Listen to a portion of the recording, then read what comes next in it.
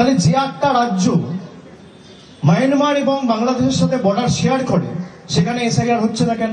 এর প্রশ্ন তো ইলেকশন কমিশনও দিতে পারেনি, বিজেপিও দিতে পারেনি। উত্তরটা কি?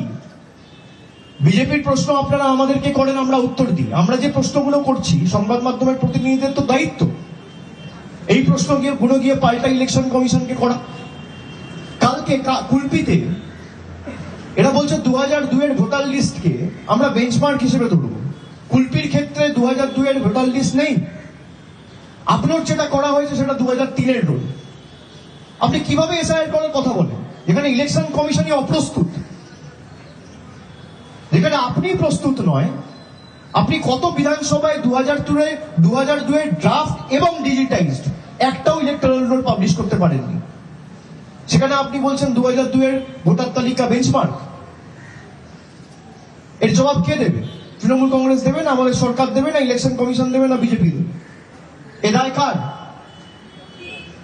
ভারতবর্ষের স্বরাষ্ট্রমন্ত্রী ঠিক করবে?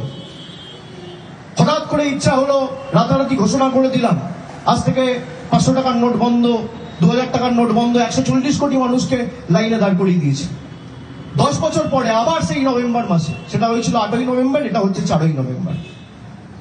10 বছর পরে 400 থেকে 400 পারের নাড়া দিয়েছিল আর 240-এ নেমেছে।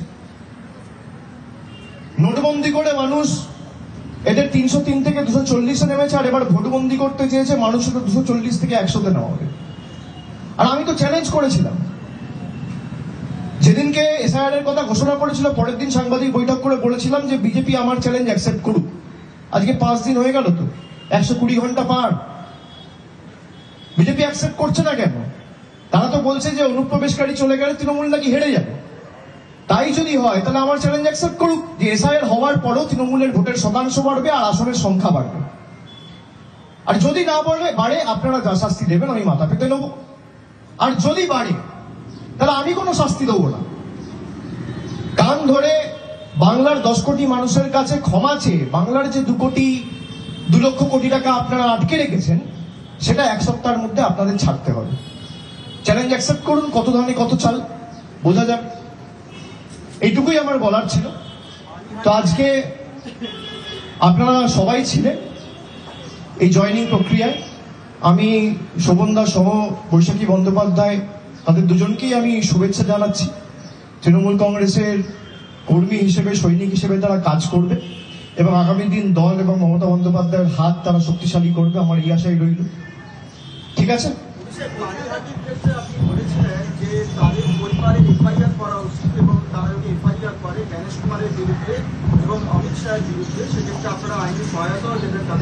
হ্যাঁ, নিশ্চয়ই।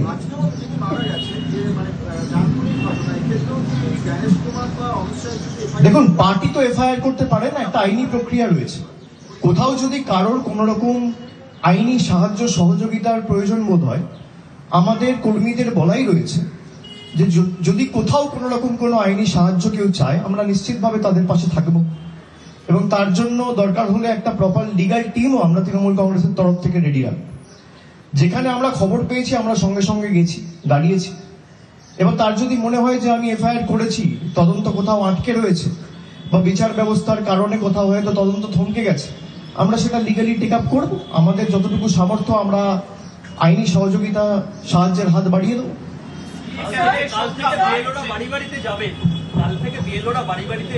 বিজেপি এই মুহূর্তেই পিএলওদের হুমকি দিচ্ছে, তিনি সরকারি কর্মচারী হতে পারেন, তার প্রতি আপনাদের আবেদন বা পরামর্শ কি থাকবে? মানে কিরকম ভাবে তিনি আগামীকাল থেকে কাজটা করা উচিত? মানে বিএলওদের কি কাজ করা উচিত বিএলওরা নিজেরা সবাই ভালো করে জানে, কিন্তু বিজেপি যে আতঙ্কের পরিবেশ তৈরি করছে, বিশেষ করে বিজেপির কিছু নেতা, তারা হুমকি দিচ্ছে যে বিএলওদের অ্যারেস্ট করা হবে। আমরা তার এগেনস্টে কমপ্লেনও করেছি। ইলেকশন কমিশন যদিও কোনো ব্যবস্থা নেয়নি, ইলেকশন কমিশনে তো গেরুয়াকরণ হয়ে গেছে। আমি সেই জন্যই ভারতের দেশের জাতীয় নির্বাচন কমিশনকে বিজেপির সহচরী সংস্থা বলি, বিজেপির ক্লোজ অ্যাসোসিয়েট।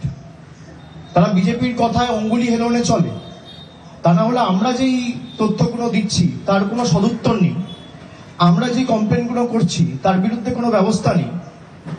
আর এসআইআর ঘোষণা হওয়ার পর বিজেপি নেতারা বলে দিচ্ছে এত নাম বাদ যাবে, এত বিএলওকে অ্যারেস্ট করা হবে, তার বিরুদ্ধে তো ব্যবস্থা নেওয়ার দায় দায়িত্ব ইলেকশন কমিশনের। যদি কারোর কোনো সাহায্য সহযোগিতার প্রয়োজন হয় আমি প্রত্যেকটা বিএলওর কাছে অ্যাপিল করব, আমাদের সব জায়গায় ক্যাম্প থাকবে, আপনাদের সাহায্য সহযোগিতা হলে প্রশাসনের সাথে যোগাযোগ করবেন।